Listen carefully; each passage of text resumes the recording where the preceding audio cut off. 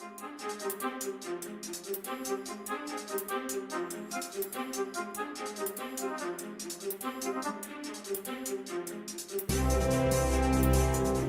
right, and I am finally getting around to this video. This is a reaction video like the one I just did for LeBron and MJ last month, but it's for Steph, and this is a production I made 7 years ago. It's got almost 3 million views. I made it around, I think it was right after the Christmas game with the Cavs and Warriors. The premise behind it at that point was, I believe Steph was underperforming. You know, yeah, the 2015 finals where they didn't commandingly put away that Cavs team and Dellavedova got to challenge him a little bit. Then there was the 2016 finals where after injury, he had not played up to par. They blew the 3-1 lead. You get to Christmas and I think they dropped the lead to the Cavs and lost that game. So after losing game 7, this was the first time they played them. Then I went crazy on this one. Not in a good way too. I'm not expecting anything really good from this video, and yeah, I've been kind of avoiding it. I really think this is one of those where I sound completely different. As a matter of fact, I maintain I never sounded like this. What you're about to hear in this video, I never sounded this way. I refuse to acknowledge it. All right, let's get into the nonsense. What's up, NBA fans? Dom2K on the mic, and first of all, I want to say Merry Christmas to all of you out there. Like, bro, who is this? This was never me. It's crazy. 7 years ago. This is a 7-year-old video. This happened in the 2016 Christmas day. I'd have just been, I think I had just turned 21. My. Video is probably going to be posted a day after Christmas. I made it a point not to post on Christmas Day because of all the amazing NBA games we had. And just like everybody expected, the Warriors and Cavaliers finals rematch turned into an instant NBA classic. This was of course the first time that the Warriors were able to see the Cavaliers since that crazy heartbreaking game 7. However, I'm not here to recap that game because I noticed something that happened in the game that I'm finally ready to talk. I just did want to have a small note here on the NBA production side. I think this footage, I don't know, it's going a little bit faster than Phantom Cam footage, but the NBA has to be way more consistent with dropping Phantom Cam. I know they have the technology. I actually don't know if they still do it right now. I don't know. I'm just speaking as somebody who edits NBA videos. I don't think the rest of you care. I'm just saying I should be able to type in 2024 NBA Phantom Cam footage and I should have so much at my fingertips, and I feel like I have nothing. Talk about. As you know, if you're a regular viewer, oh my gosh, is that Ian Clark? Viewer of my channel, I'm extremely unbiased when I come to talk about the NBA, and I do not react to things on a game-to-game basis. However, what I have to say about Steph Curry today has been building up for a couple of years, and I had to keep on watching him in these moments to see if it was going to persist, and it has. So sadly, it's time to shine a light on it. So Steph Curry is an amazing basketball player, and we all know this. And just his 3rd year of being an NBA superstar, did I just see Steve Blake? He's pretty much already regarded as the greatest shooter of all time. He's won 2 MVPs, one of those was unanimous, and he's won an NBA championship. But somehow, very wow, I said he had been a superstar for 3 years and he's won an NBA championship. Look how far we've come, bro. Like, if he wins another, he'll have 5. We just are literally in the future. Oddly, he's still facing the same kind of criticism and challenges that some players face when they're trying to win their first ring. And that's the challenge of being able to prove yourself in adverse moments and prove that your name belongs to be up there with the greats like LeBron James, Kobe Bryant, Michael Jordan, Magic Johnson, and all the other guys that we always talk about. Here we are in 2024 and his name is absolutely up there with the greats. Part of the reason Steph Curry is still suffering with this curse is because when he did win his first NBA championship, they just barely did it against a Cavaliers team that was missing 2 of their NBA All-Stars, which caused a lot of people to put an asterisk next to his championship. And in the next season, they said, okay, prove yourself, come back and beat a healthy team in the NBA Finals, and then we'll be ready to validate everything everybody's saying about you. And when he came into the next season, he did just that because he was averaging 30 points, 6 assists, 5 rebounds. He was doing this on 50% field goal shooting, and his 3-point percentage was at 45%, which is some people's regular field goal percentage. So not only that, but he was doing it on some of the craziest shots we've ever seen from any player in NBA history. He broke a ton of records along with the Warriors breaking a ton of records. They went 73-9, came within 1 win of the NBA championship, and just couldn't put the icing on it. And that points directly to where our problem with Steph Curry lies, because he's developing this terrible habit of shrinking as the lights get brighter. Now oh no, I beat the lights were too bright Bleacher Report meme by how many years? I guess that was about 6 years at the time. Wow. Also, yeah, this graphic is nasty. We watched this game together on playback at the end of last season, and man, I swear 2022, that ring just a couple of years ago, that's gonna do a lot for his career. Now, I want to be clear that I'm talking about the absolute biggest stages like the NBA Finals and playing against the rivals like the Cleveland Cavaliers. And these are the type of games that go on to define your legacy. When people look at you 20 years from now, they look at these things and they see how you performed, and that kind of determines where you get ranked. And I also want to be clear that I think the world of Steph Curry. I've been protecting him for a very long time. I've never really had anything bad to say about the guy, and I've listened to all the bad things people say about him. And as I was watching the Christmas game today, it started to become really obvious, and I started to kind of understand what people were saying about him, because I just, as an unbiased fan, I can't keep ignoring the fact that every time a big game comes up against the Cleveland Cavaliers, which right now is public enemy #1 for the Warriors, Steph Curry simply does not rise to the occasion. And as a player that was once drawing comparisons to Michael Jordan, last year people were debating whether he or LeBron was the face of the league. You simply cannot afford to be in those ranks and not show up in these type of games. I keep trying to put Man, could you imagine how much a 2016 win might have done? Just listening to that sentence right there, people in the last season were debating whether LeBron or Steph was the face of the league, as was a conversation in 2016. So in 2015, as I said here, everyone gave the Cavaliers a pass. No Kevin Love, no Kyrie. They should have probably been swept. And so the Warriors just didn't do that convincingly enough.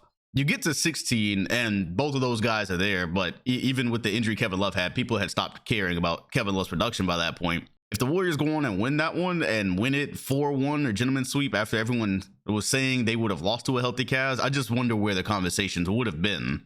That's what I mean. One time I tweeted LeBron's career had plot armor and people were saying he's got the opposite of plot armor. These are the moments I'm talking about though, the ones where he just absolutely could not afford to lose and some magic happens. 2013, 2016, critical points in NBA history, really. Him above Kyrie Irving. I keep telling everybody he's a better player than Kyrie Irving, yet every time I turn my head and watch that matchup, he's getting outplayed by Kyrie Irving. So what you're seeing displayed on your Oh, okay, cool. This is what I was about to go look up. I provided it myself. Great. screen right now is a little archive digging I did for matchups between Stephen Curry and Kyrie Irving once the Cavaliers and Warriors basically officially became a rivalry. And these are all their matchups. I tried to dig up all the times that Kyrie Irving has basically either matched Steph Curry's production or just flat out outplayed him.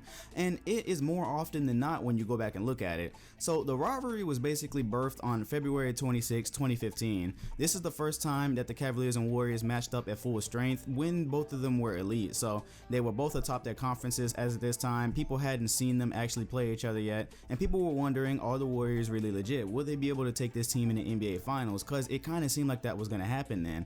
And as you can already see with the stats, back then Kyrie had already started outplaying Stephen Curry that early. That was a game that the Cavaliers won, and I believe they broke a Warriors win streak.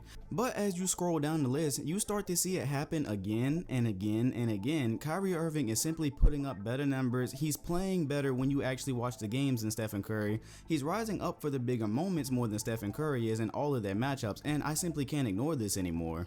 So something important to talk about here is that even when Kyrie Irving went out in game 1 of the 2015 finals with that knee injury, that's basically when people said, okay, this series is completely over. LeBron doesn't have Kyrie anymore. He doesn't have Kevin Love. The rest of this is a formality, and the Warriors should win this series with basically breaking no sweat. But then something happened. Stephen Curry started to get challenged by Dellavedova. There was allegations that Dellavedova locked him up, which I want to tell you those are false. You should go look that up yourself because that's totally false. However, he did definitely bother him, and it made him work a lot harder than anybody really thought he could. The Warriors did end up closing them out. Stephen Curry did have some good games to end it, but admittedly, this series took longer than it should have. Then it basically took a full year before Kyrie Irving was fully healthy and off of minute restrictions to go back at Stephen Curry. And in the 2016 finals, he just completely outplayed Steph Curry. And this is where I go back to the fact that it's weird that Curry has already won a ring, but still somehow has to prove himself in some of the biggest moments of his career, because we're still waiting for that defining moment in the really important games for Stephen Curry.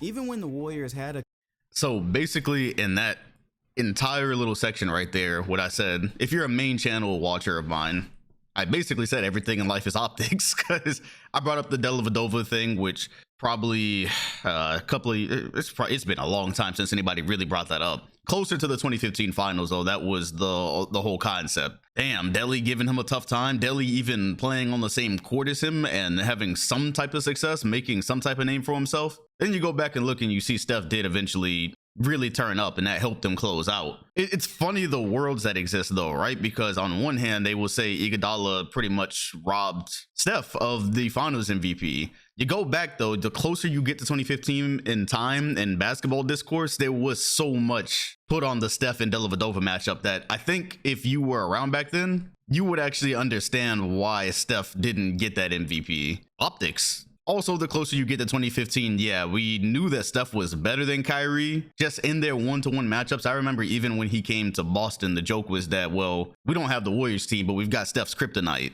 That's kind of how we saw Kyrie for Steph around this time as well. Commanding 3-1 lead on the Cavaliers in the finals, Steph Curry has still only had one good game out of the 4 played that series. And again, he probably was not going to win finals MVP had they have actually went on to win that series. I don't want to ramble forever about the Warriors and Cavaliers past. I guess what I'm really trying to say here is that I'm still waiting for Steph Curry to really just kill and take over in the most adverse parts of his career, just like LeBron James once had to do. So when LeBron James was down, 3-2 to the Boston Celtics, he came in and he just went in killer mode for the rest of that postseason, proved himself, and nobody really had to ask any more questions about him after that. You know, and people still did, and he continued to prove everyone wrong right after that. And for a guy that gets titles like best point guard in the league, greatest shooter of all time, unanimous MVP, I need to see him do more than put up great stats and great shots in the regular season. I need to see him get to some of these final series. I need him to get to some of these rival games, and I need to just see him take hearts out. Like, you know, I'll give you an example. The night in Oklahoma when they had that comeback win and he had like 40 points in that amazing game winner, that was when Steph Curry just completely took OKC's heart out. That was just a killer game. However, that was a regular season game that ultimately went on to be a part of a season that ended up a failure. But either way, those aren't the games that define your legacy. The games that define your legacy are like Game 5 of the NBA Finals when I did mean to mention that a little bit earlier because the title of this video is Steph Curry's terrible habit that may damage his legacy. First of all, I see just off the title why this almost got 3 million views. Though I wanted to say I deadass feel guilty for the legacy joke that you see on NBA Twitter all the time. Because if you go and look back, that was really what made my channel. The very first video I made that actually did well, which was only my 3rd or 4th vid, was something about LeBron's legacy. And now you see the meme today is, how does this affect LeBron's legacy? Such and such his legacy is on the line. I partly feel guilty for that discourse based off of these 2 videos, which are 2 of my most viewed videos of all time. I do agree with myself here though. The funny thing is I'm putting myself in the mindset of where we were in 2016. So we're talking about 1 title, Steph, which was unimpressive against the Cavs, and then off of the disappointment of the 2016 final series. I guess the point I was making was he's got these crazy regular season games. He has some playoff performances. I think by that point he had that 1 game against the Blazers. I'm pretty sure he did something foul to the Rockets. He cooked people he was supposed to cook. Just in these moments where the odds were stacked up against him, we hadn't seen that side of him yet. Of course, here in 2024, we have. Pick a game against the 2022 Celtics, and he beat us with his 2nd best producer being Andrew Wiggins, so that counts. Go to the 2019 Rocket series when Kevin Durant was out. People thought the Warriors were weak. That's where he did the nastiest thing he's ever done to Houston. What else? I guess you maybe could throw the Blazers series in there of 2019, once again without Kevin Durant. Anyways, my point is he has more than answered this call. The whole premise of this video, he's answered it by now. Green is suspended and Andrew Bogut goes down with an injury for the rest of the series, that's when the team looks at you and says, you're our leader, we need you to kill right now. Because you know what, I think that's the one thing that I get what people were saying now last year when Stephen Curry was being compared to LeBron James, and there was a segment of people out there were just like, there's no way in hell. It was really that we've seen LeBron James just put everything down and push as hard as he's had to for his team, because we've seen him play without Kevin Love and Kyrie Irving and just go and say, you know what, my team needs me, even if it's unfair, life is unfair sometimes, I'm gonna have to do it all right now. And we've seen that from LeBron James, and that's what's defined his legacy. And I think at this point, all I'm really looking for from Curry is that killer mentality that all the greats have, because I'm starting to see too frequently in Curry that when these important games come up, he seems just a little bit too content to let his team do all the things that makes them successful. My dad has these sayings he's basically told me my whole life. One of them is that there is a razor thin line between being great and being phenomenal. And the thing I don't want to see happen to Curry is him have all this talent and do everything that we saw him do last season, but still just end up a great player. Because that line between being great and phenomenal is what those greats like Magic Johnson and Michael Jordan had, where it's just that ability to walk into a game where everybody's watching and say, I'm going to kill tonight, and then actually going out and doing it. And I'm gonna tell you guys a fact that I don't like, but it is a fact, and it's that people are always going to put an asterisk on his championship until he goes and proves himself and beats a team that's actually healthy. Because people are always gonna say Steph Curry's championship, the people that love to call him overrated and they just don't like Curry, are always gonna say that that championship came against a team that they should have basically swept. He got it in 6 games, but again, that team came back and beat him in the next NBA Finals, and they did it in one of the most humiliating ways possible. That's always going to be a stain, and that's the challenge that Curry has to step up and face right now. He's got to erase that. So I just want to Hey, once again, that whole 3-minute stretch, I still agree with from at that time. It's so weird thinking back to a point where his only title was against that injured Cavs team. Here we are to this day, that is still one of the finals. They are just kind of like, yeah, he won it, whatever. And as I was just saying, 2022 came and undid a lot of that. They played against a healthy Celtics team. The Warriors were no longer super. They were a good team. Once again, though, you're going to look back and say, damn, Andrew Wiggins, that's what Steph brought with him to that fight and won. Yeah, 2022 pretty much it did all of this, and he crossed over into that phenomenal line, and this is going to retire a top 10 all-time player. I wonder if I do mention it in this video. I probably don't, because I felt Kevin Durant was going to play with him forever, probably, or at least a long time. I wonder if I mention here him needing to win without KD, though, because that also did more than winning both 17 and 18 did. Say, as I wrap this video up, this is not a video hating on Steph Curry. This isn't me overreacting to a game yesterday. This is the culmination of something I've been watching with Curry for years now, basically since he became an elite basketball player. So no matter how many half-court threes he hits, no matter how many times he destroys, these average teams around the NBA, to really elevate his status into legendary, he's going to have to start coming up and going back at Kyrie Irving. I know he doesn't guard Kyrie Irving all the time, but I'm just saying, the few times he has, it didn't really turn out that nicely, and just in these matchups in the head-to-head where their two teams play, he's getting outplayed nearly every time. Yeah, and in this one where Kyrie is once again on the Christmas Day 2016, Kyrie has once again outplayed Steph. Steph is benched for that last play, and you can see him with a towel over his head, I believe, watching Kyrie sauce his teammate. So, fun times. That ain't Ray J, is it?